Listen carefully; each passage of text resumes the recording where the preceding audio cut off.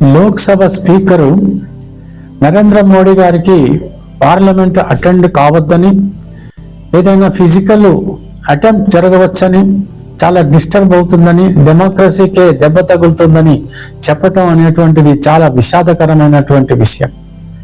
ఇదేమిటనంటే ఏదైనప్పటికీ కూడా కాంగ్రెస్ అయితేనేమి, ఎవరైనప్పటికీ లీడర్స్ ఎవరైతే పార్లమెంటు ఎంపీస్ ఎవరైతే ఉన్నారో వీళ్ళందరూ కూడా ప్రజల చేత ఎన్నుకొనబడినటువంటి వాళ్ళు.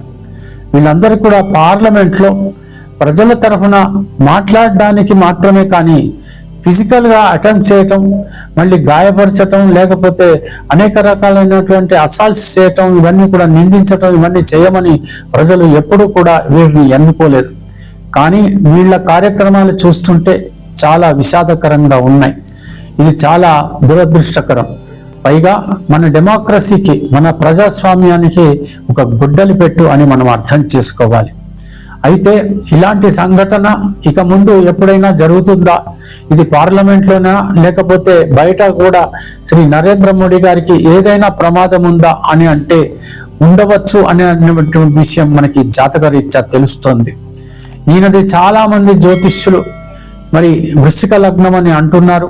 కానీ నేను తెలుసుకున్నటువంటి వివరాలను బట్టి ఇతని యొక్క లగ్నం అనేటువంటిది తులా లగ్నం అని బోధపడుతోంది. పైగా ప్రస్తుతం జరుగుతున్నటువంటి కుజమహర్దశ ఏదైతే ఉందో ఇతను ద్వితీయాధిపతి, అంటే మారక స్థానాధిపతి అని మనకు అర్థమవుతోంది.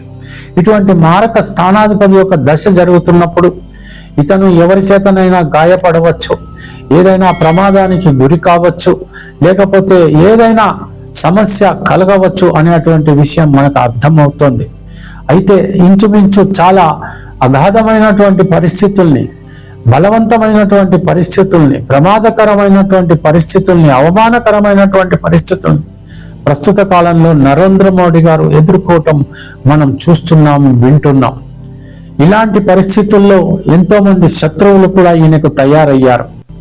ఒకవైపు అమెరికా ప్రెసిడెంట్ డొనాల్డ్ ట్రంప్ గారు, మరొక వైపు చైనా కూడా చాలా కుతంత్ర బుద్ధితో మనతో చాలా సఖ్యతగా ఉన్నట్టు నటించటం, పాకిస్తాన్ ఎలాగో మన శత్రు దేశంగా మనల్ని ఎప్పుడు కూడా దెబ్బ కొట్టాలని ఎదురు చూస్తూ ఉండటం, బంగ్లాదేశ్ మరొక వైపు, మమతా బెనర్జీ గారు ఇంకొక వైపు, ఇలా చూసుకుంటూ పోతే అనేక మంది శత్రువులు భారతదేశానికి తయారయ్యారు. పైగా నరేంద్ర మోడీ గారిని గద్దె దింపటమో లేకపోతే ఆయనని ఫినిష్ చేయటమో అనేటువంటి ఆలోచనలు కూడా చేసేటువంటి ప్రమాదం ఉంది. కాబట్టి మనమందరూ కూడా ఒకటి ఆలోచించాలి. మన ప్రధానమంత్రి నరేంద్ర మోడీ గారు ఒక యోధుడు.